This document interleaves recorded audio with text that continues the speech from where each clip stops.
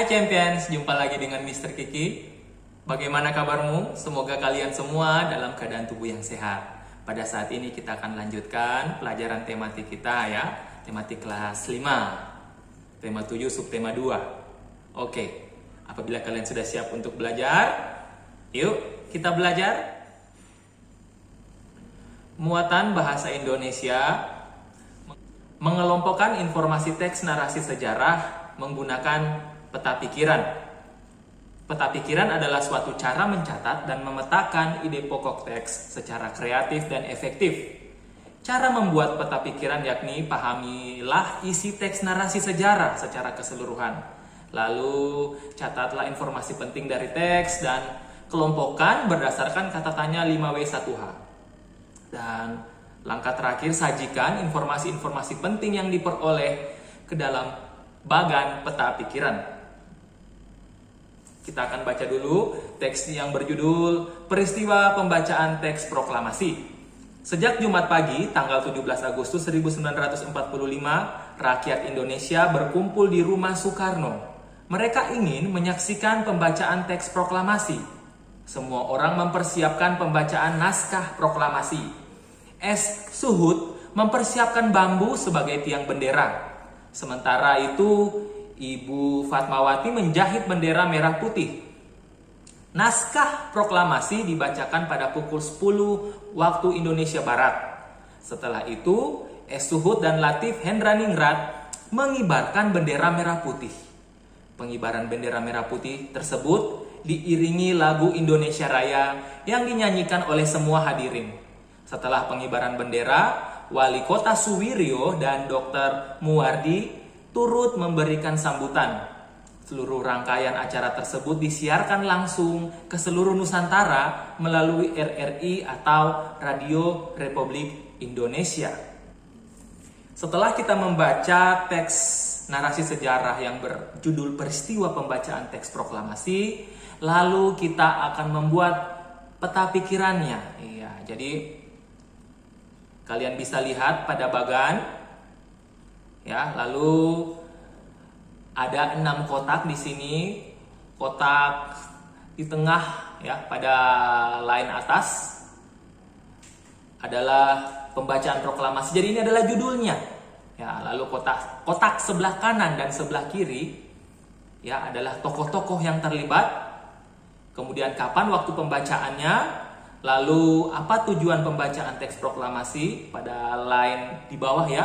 Ada 3 kotak di bawah. Kemudian kotak di bawah bagian tengah, cara menyebarkan berita proklamasi, bagaimana caranya menyebarkan berita proklamasi, dan di mana tempat pembacaan teks proklamasi. Oke, jadi kita buat seperti ini, ya. Jangan lupa tanda panahnya. Kemudian setelah itu maka kita akan menuliskan pada kotak-kotak yang ada ini sesuai dengan apa yang diminta. Jadinya seperti ini, ya. Tokoh-tokoh yang terlibat yaitu Insinyur Soekarno, Ibu Fatmawati, S. Suhud, Latif Hendraningrat, Suwiryo, dan Dr. Muwardi.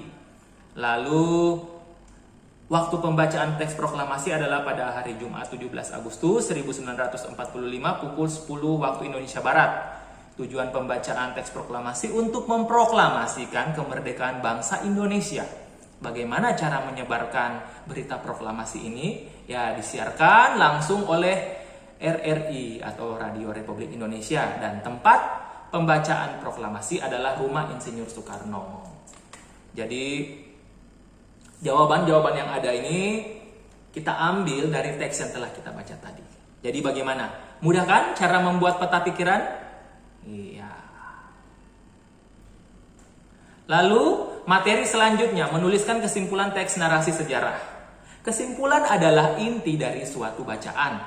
Kesimpulan memudahkan untuk memahami garis besar teks secara keseluruhan.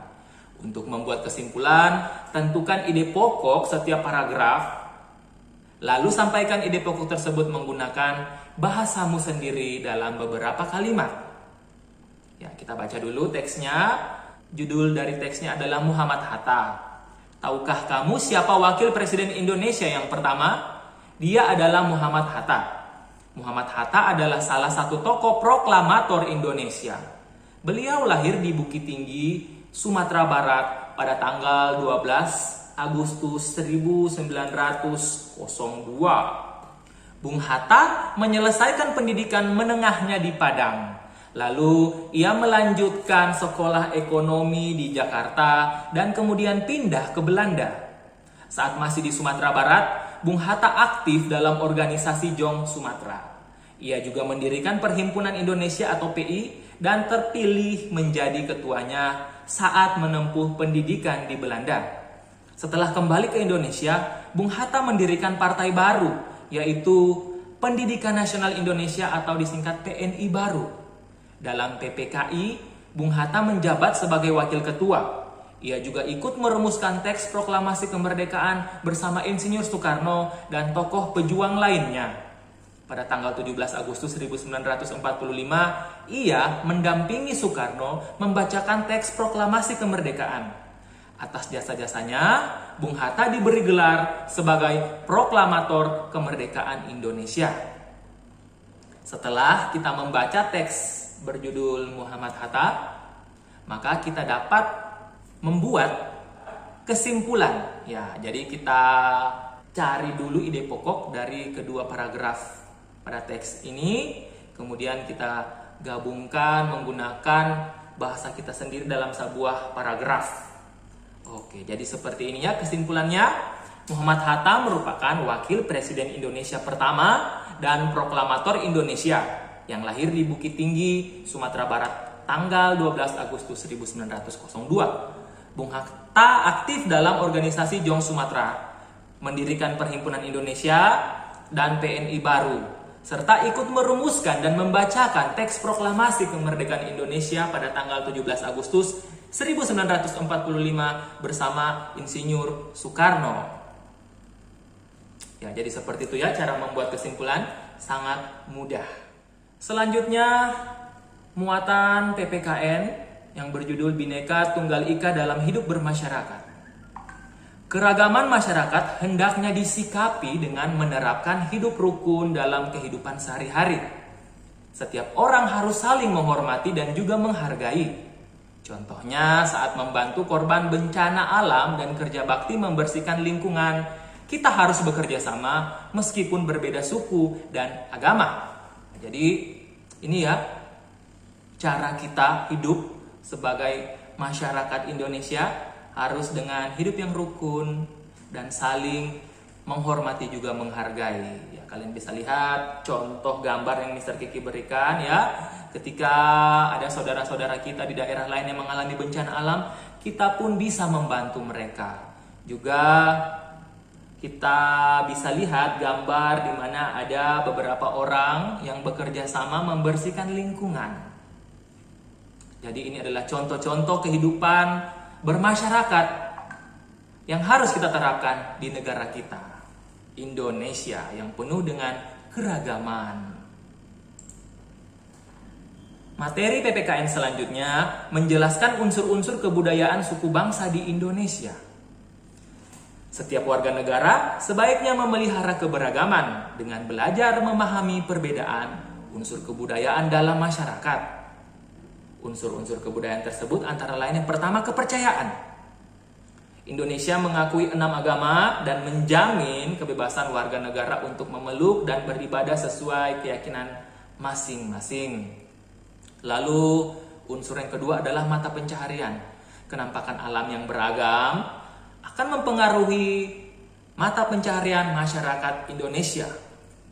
Lalu unsur ketiga, teknologi dan peralatan. Perkembangan teknologi dan peralatan di Indonesia merupakan hasil kreativitas masyarakat yang disesuaikan dengan budaya setempat. Kemudian kesenian adalah hasil ciptaan manusia yang berkembang dan disesuaikan dengan budaya masing-masing. Kemudian unsur kelima adalah pengetahuan. Masyarakat menggunakan ilmu pengetahuan untuk mengatasi kesulitan hidup atau untuk membantu kehidupan.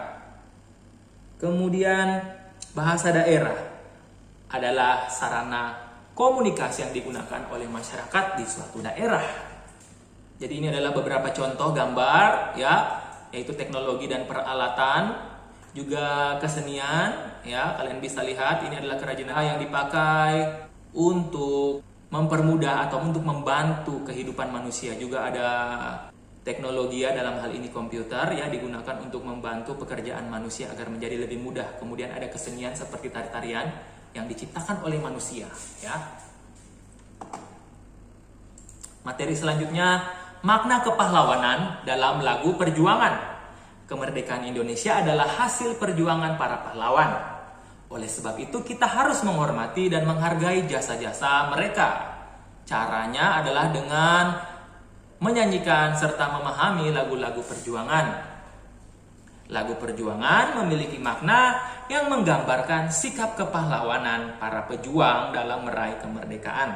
Salah satunya adalah lagu Syukur.